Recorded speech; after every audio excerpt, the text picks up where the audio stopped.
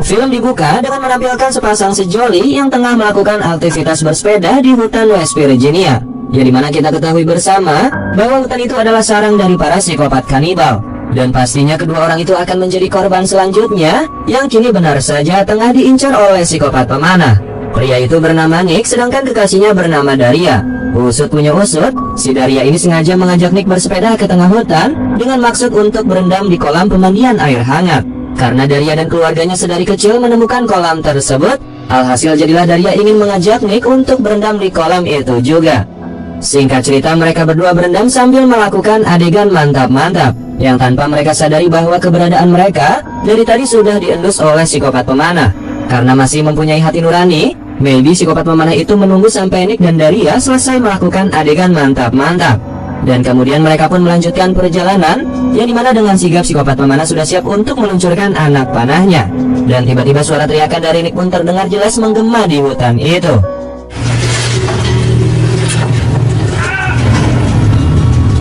Daria yang kebingungan mencoba untuk mencari keberadaannya Nick, karena hanya sepedanya lah yang berjalan sendirian tanpa adanya Nick. Tidak lama kemudian, Daria menemukan Nick yang tengah terluka di bagian pahanya akibat terkena anak panah. Tanpa diberi waktu untuk mencerna kejadian tersebut, mereka sudah dikejutkan kembali oleh anak panah yang berdatangan menghujam ke arah mereka. Tapi kali ini Nick harus tewas akibat anak panah yang tepat menancap di bagian wajahnya hingga menembus pipi bagian lainnya. Melihat hal itu sontak membuat Daria panik dan mencoba untuk pergi dengan menggoes sepeda itu. Tapi naas, Daria juga harus tewas menyusul kekasihnya akibat terkena jebakan yang telah disiapkan oleh para kanibal. Dan film pun dimulai. Kembali lagi di Wrong Turn yang ke-6 ini, seperti di film sebelumnya, kita lagi-lagi bertemu dengan sekelompok muda-mudi yang akan pergi ke sebuah tempat, yang dimana ketujuh orang itu berencana akan pergi ke sebuah mansion yang konon akan diwariskan kepada Danny. Dan ternyata Danny sendiri belum mengetahui mengenai keluarga aslinya yang memiliki harta warisan berupa mansion beserta halamannya yang megah dan luas. Mereka terbagi menjadi dua kelompok dengan dua mobil. Mobil pertama diisi oleh Danny, Tony, dan juga Vic. Danny sendiri merupakan kekasih dari Tony, dan Vic adalah teman atau sahabatnya mereka. Kemudian mobil kedua diisi oleh Jillian, Brian, Rod, dan juga Charlie. Rod sendiri adalah adik dari Tony, dan yang lainnya adalah teman-temannya Rod. Sementara itu di sisi lain, lebih tepatnya di Hop Spring Hotel, terlihat begitu banyak lansia kelas sosialita sedang menikmati jamuan layaknya seperti di kerajaan. Di sana terdapat seorang pria yang bertugas untuk mengelola hotel tersebut. Dia bernama Jackson. Di sini tampaknya si Jackson sedang digodai oleh nenek-nenek centil yang tertarik kepadanya. Tapi Jackson yang risih pun melakukan tindakan yang kurang sopan untuk membuat si nenek berhenti menggodainya. Kemudian di ruangan lain, terlihat ada seorang perempuan yang tengah merias diri. Dia bernama Sally. Tidak lama kemudian datanglah Jackson yang menghampiri Sally. Di sini mereka membicarakan mengenai sesuatu yang sudah dinanti lama oleh Sally. Dan sebentar lagi penantiannya akan tiba.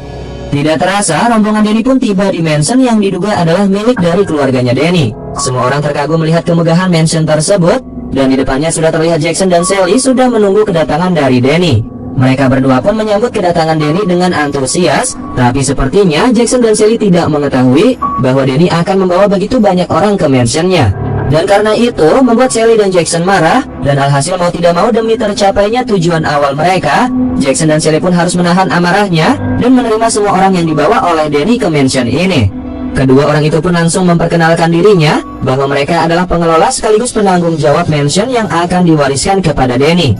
Selain itu juga, ternyata Jackson dan Sally merupakan keluarga dari Danny, yaitu saudara sepupu dari aliran kakak beradik.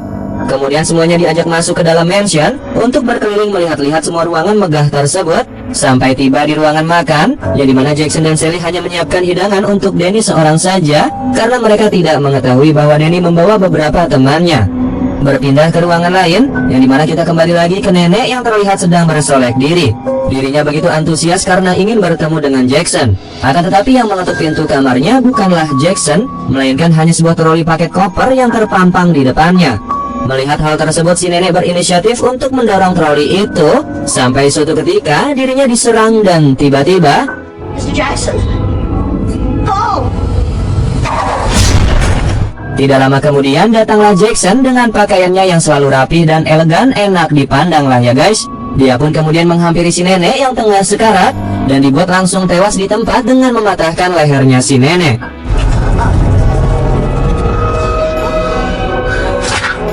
Kemudian terdengarlah suara khas dari psikopat kanibal, yang dimana Jackson pun langsung berkata untuk mengawasi agar tidak melakukan tindakan yang gegabah. Otomatis di sini kita mengetahui bahwa Jackson adalah komplotan dari para kanibal psikopat yang ada di hutan West Virginia. Kembali lagi dengan Danny dan yang lainnya, mereka sangat menikmati keindahan mansion tersebut dan terus berkeliling di halaman sekitarnya. Sampai tiba malam hari, Jackson yang kesal dengan para kanibal pun lantas menemui mereka di tengah hutan dengan membawa satu obor. Jackson berniat untuk memberikan peringatan kepada mereka agar mereka lebih sabar lagi dan jangan bertindak gegabah, karena kalau tidak, tindakan mereka akan mengacaukan rencana mereka semua. Keesokan paginya, pada saat Tony baru selesai mandi, dirinya tidak sengaja melihat Jackson yang tengah membersihkan bekas noda yang berwarna merah. Untuk sesaat, Tony tidak begitu memperdulikannya karena dia pikir mungkin itu adalah noda biasa saja. Lalu di tempat lain, terlihat Brian dan juga Jillian sedang berbelanja kebutuhan makanan di salah satu supermarket terdekat. Mereka tidak sengaja melihat selembaran kertas yang dipampang di mading dan berisikan berita-berita mengenai hilangnya orang-orang di daerah itu. Termasuk salah satu kasus yang terbaru, yaitu hilangnya wanita tua yang pergi dengan kelompoknya ke Hot Spring atau mansionnya si Danny. Yang tidak lain adalah si nenek centil yang tewas dibunuh oleh si kanibal dan kemudian hilang begitu saja. Setelah itu di tempat lain, Tony dan yang lainnya sedang pergi berkeliling dan tidak sengaja bertemu dengan Danny yang sedang melihat-lihat beberapa pajangan foto yang diduga sebagai nenek moyangnya. Di sana juga terdapat salah satu foto yang terpampang nyata mirip dengan Danny dan diduga sebagai kakeknya Danny. Tapi sepertinya ada hal yang sedikit mengganjal. Mereka heran dengan beberapa foto yang terdapat orang-orang yang berpakaian aneh serta menggunakan karung goni untuk menutupi bagian kepalanya mereka. Tidak lama kemudian datanglah Jackson yang menghampiri mereka. Di sini Jackson juga sekalian mengajak Danny dan yang lainnya untuk melihat-lihat ke ruangan lain yang menjadi tempat untuk penyimpanan beberapa senjata peninggalan kakeknya Danny. Setelah selesai melihat-lihat, singkat cerita Jackson pun pergi mengajak Danny untuk berburu ke tengah hutan yang sekalian untuk mencoba beberapa senjata. Tidak terasa Jackson dan Danny pun sampai di sebuah tempat yang bisa kita sebut saja sebagai tiang pengintai di tengah hutan. Di waktu bersamaan, Jackson fokus mengajari Danny untuk berburu rusa. Tanpa dia sadari di hutan itu ada seorang polisi hutan yang tengah melintas di area hutan. Namun polisi itu terpaksa harus menghentikan mobilnya karena terhalang oleh pohon yang tumbang ke tengah jalan.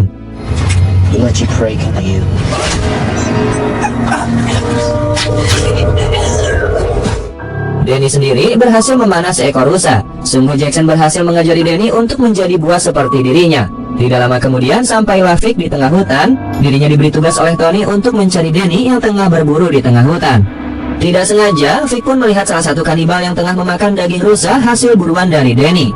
Sontak hal itu membuat Vic ketakutan dan berlari sekencang-kencangnya. Sampai suatu ketika, dirinya bertabrakan dengan Danny dan mereka terguling bersama ke bawah. Tidak sengaja tubuh mereka terkena jebakan dan mengakibatkan luka. Kemudian datanglah Jackson yang bisa jadi membantu mereka. Singkat cerita, Danny pun sudah berada di dalam kamar. Dirinya sedang berduaan dengan Sally yang juga membantu untuk mengobatinya. Tampaknya Sally ini tertarik dengan Danny dan mencoba untuk menggodai Danny. Dan hampir saja Danny tergoda, tapi beruntungnya Tony sudah terlebih dahulu datang dan melanjutkan untuk mengobati lukanya Danny. Sally sendiri yang merasa kesal lantas pergi dari dalam kamarnya Danny. Tapi dirinya tidak pergi begitu saja, melainkan mengintip dari luar kamarnya Danny dan mendengarkan suara-suara merdu dari pasangan yang sedang mantap-mantap. Mungkin seketika rasa sakitnya Danny hilang begitu saja pada saat Tony mengajaknya untuk memadu kasih. Sementara itu teman-temannya sedang asik berada di area kolam renang, yang dimana Jillian dan Brian fokus berduaan. Tapi kemesraan mereka tidak berlangsung lama karena diganggu oleh keusilan teman-temannya. Di momen itu mereka juga menari berpesta ria di pinggir kolam renang. Tidak sengaja salah satu kanibal terekam oleh Vic, dan hal itu membuat dirinya terkejut diam 1000 bahasa.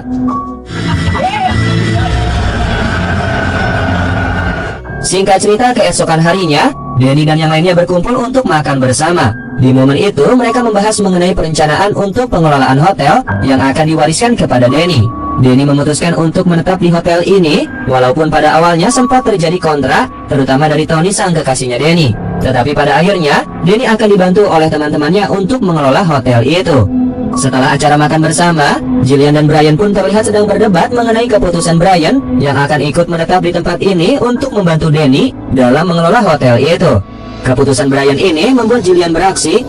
Pasalnya dirinya ingin segera pergi dari hotel itu. Tapi pada saat perdebatan mereka berlangsung, tidak sengaja Brian melemparkan tas milik Jillian dan keluarlah sebuah benda hasil curian Jillian. Lantas Brian pun menanyakan asal-usul Jillian mendapatkan benda itu. Dengan jujur, Jillian menjelaskan semuanya, dan alhasil mereka berdua justru bekerja sama untuk menggasak barang-barang antik yang mempunyai nilai jual yang tinggi. Dan aksi pencurian pun dimulai.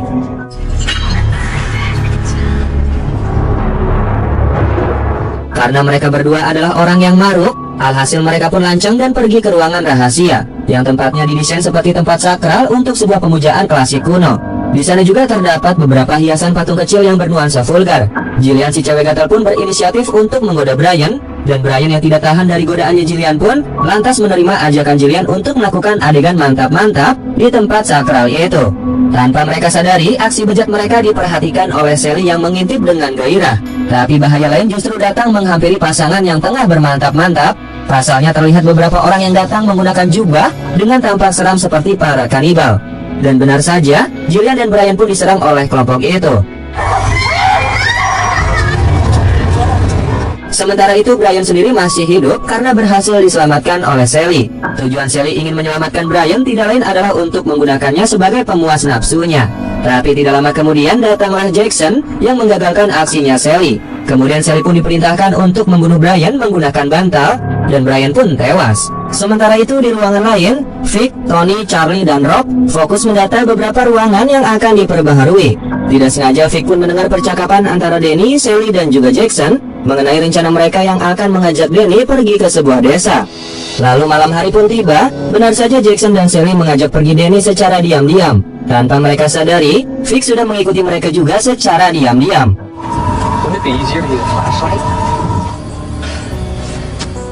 Singkat cerita, tibalah Danny di desa itu. Terlihat begitu banyak orang-orang yang berpenampilan aneh dan sedikit menyeramkan. Pada awalnya Danny merasa keheranan dan sedikit khawatir melihat kondisi dan situasi di desa itu. Tetapi Jackson dan Sally terus berusaha untuk mencuci otaknya Danny dan meyakinkan mengenai tradisi keluarga dan para leluhurnya itu. Danny dipaksa untuk meminum air racikan yang bisa membuat dirinya kehilangan sedikit kesadaran dan akal sehatnya.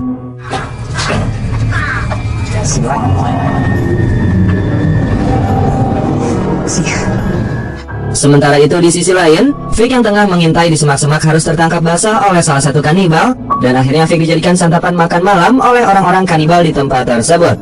Vic disembelih layaknya sapi, dan darah yang mengalir dari lehernya dijadikan minuman oleh para kanibal. Yang lebih parahnya lagi, Danny sendiri meminum darah dari sahabatnya tersebut.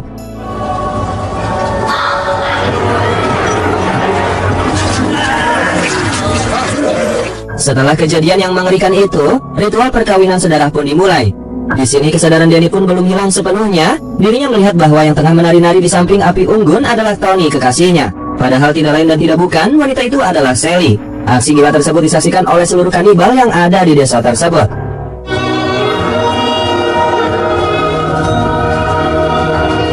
Singkat cerita, pada pagi harinya, Tony terbangun dari tidur karena ada ketukan pintu yang menggedor secara mengerikan. Yang ternyata ketukan itu ulah dari Danny. Tony, Charlie, dan Rob dibuat kebingungan dengan apa yang sudah terjadi kepada Danny. Tidak lama dari itu, mereka mencium aroma masakan, dan sontak ketiganya bergegas pergi ke dapur untuk melihat siapa yang masak dan masakan apa yang sedang dibuat.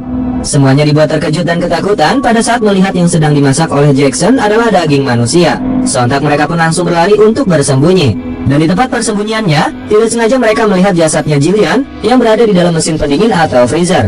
Hal itu membuat semuanya ketakutan dan berlari begitu saja. Tetapi sayangnya keberadaan mereka diketahui oleh para kanibal. Keadaan menjadi semakin kacau, tapi beruntungnya Tony dan Rob berhasil meloloskan diri dari para kanibal. Akan tetapi Charlie yang rela melawan para kanibal harus tewas disiksa dan dijadikan manusia gelonggongan yang perutnya mengembung terisi penuh oleh air dan kemudian pecah begitu saja.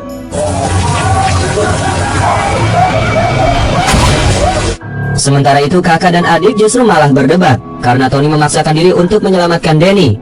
Sementara Rob memaksa kakaknya untuk pergi saja dari tempat itu. Adik dan kakak itu pun alhasil berpisah. Karena khawatir kepada kakaknya, Rob pun memaksakan diri untuk mencari keberadaannya. Tapi sayangnya Rob terkena jebakan yang telah disiapkan oleh para kanibal. Dan akhirnya Rob juga tewas dibunuh oleh para kanibal.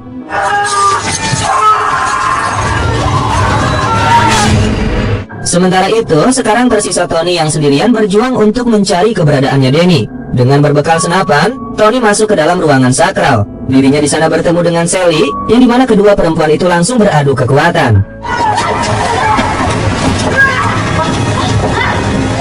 Tony dengan sekuat tenaga menenggelamkan wajahnya Sally ke dalam bak yang berisikan air panas. Kemudian Tony juga menembak beberapa kali ke bagian tubuhnya Sally, sehingga menyebabkan Sally terluka parah.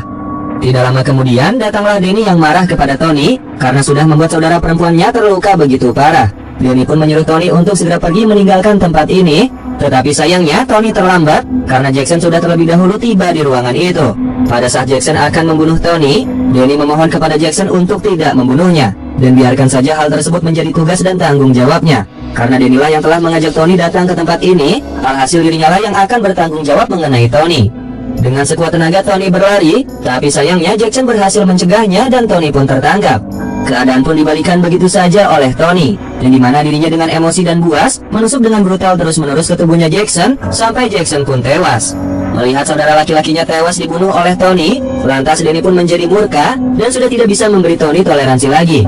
Dan pada saat Danny akan menembakkan pelurunya ke arah Tony, dirinya pun langsung mengurungkan niatnya karena ketiga kanibal legend sudah datang dari arah belakang Tony.